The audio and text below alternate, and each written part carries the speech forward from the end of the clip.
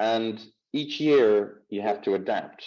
So that's the job of the winemaker.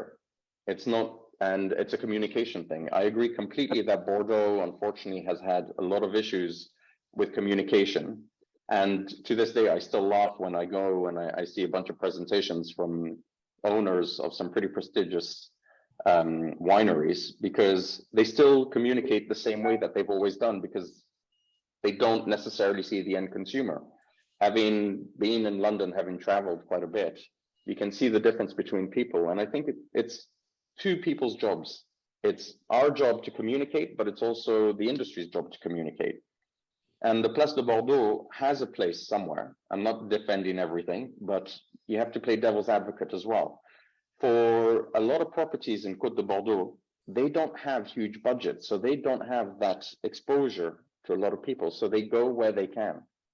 And I mean, marketing is a huge budget. It's not a small thing.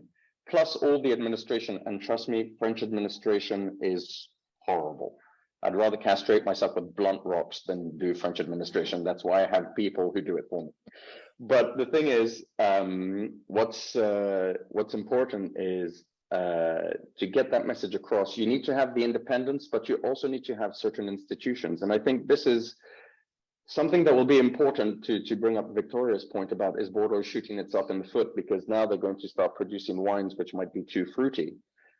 You got to find a way of making, I always say, I mean, I'm Lebanese and my culture is a mishmash of everything. I mean, I was born in London, I'm Lebanese. I now make wine and I travel between a house in Spain and France, and I'm considering kind of like finding something in Italy, because why not, giggles.